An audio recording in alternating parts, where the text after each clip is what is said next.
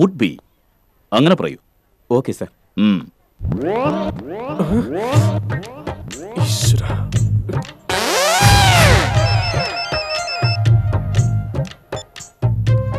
Sir, university കോളേജിൽ നമ്മൾ ഗംഭീര അടി സാർ. രണ്ടുപേരെ സ്പോട്ടിൽ തീർന്നു പോയി സാർ. സാർ പെട്ടെന്ന് വരണം, എന്തെങ്കിലും ചെയ്യണം. ഹലോ ഹലോ സാർ, വേഗം വരണം സാർ, വേഗം വരണം.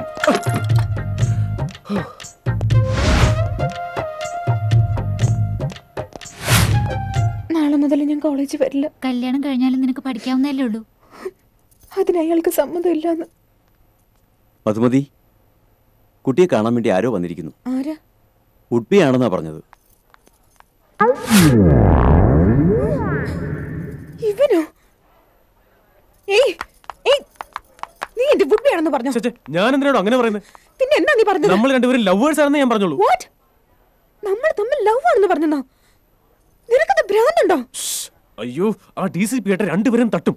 അപ്പോ ആ DCPയോട് നീ പറഞ്ഞോ? അയാളോട് പറയാതിരുന്ന എങ്ങനെയാ? ഞാൻ അങ്ങനെ പറഞ്ഞതേ DCPയോടാ. DCPയോടോ? എടാ വെണ്ടല്ലേ, അയാളോട് എന്തിനാ അങ്ങനെ പറഞ്ഞേ? എടോ, ആ കല്യാണം മുടക്കാൻ വേണ്ടി വേറൊരു വഴിയില്ലാത്തോണ്ടാ എനിക്ക് അങ്ങനെ പറയേണ്ടി വന്നത്.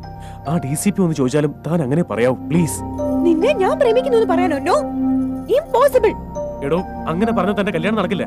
താൻ അങ്ങനെ പറഞ്ഞില്ലെങ്കിൽ ആ DCP എന്നെ കൊന്നുകളയും. അതുകൊണ്ടാ പ്ലീസ്. വേറെ എന്തൊക്കെ പറഞ്ഞാലും നിന്നെ പ്രേമിക്കുന്നു മാത്രം ഞാൻ പറയില്ല പ്ലീസ്. അല്ലെങ്കിൽ DCP എന്നെ ആർക്കാതൊരു ധൈര്യം എന്നെ വിളിച്ച് കള്ളം പറഞ്ഞാണെന്നോ?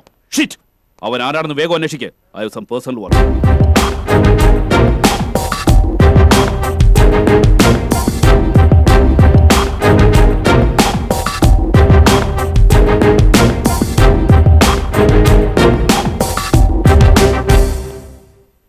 നീ ഇവനെ പ്രേമിക്കുന്നുണ്ടോ? പറയാൻ. എത്ര നാളായി? 5 വർഷമായി. അങ്ങനെയാണെങ്കിൽ കല്യാണം കഴിച്ചൂടെ? പഠിത്തം പൂർത്തിയാക്കിയിട്ട് കഴിക്കാന്ന് വിചാരിച്ചു.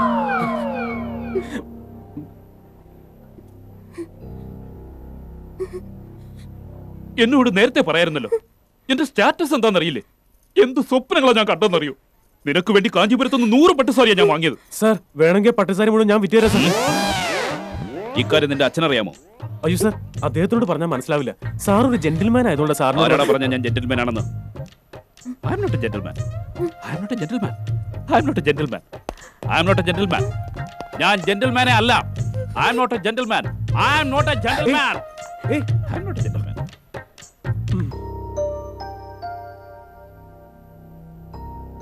മധു, അന്ന് കണ്ട ലെറ്റർ എനിക്കുള്ളതായിരുന്നു എന്ന് ഞാൻ നിന്റെ ഡാഡിയോട് പറയട്ടെ.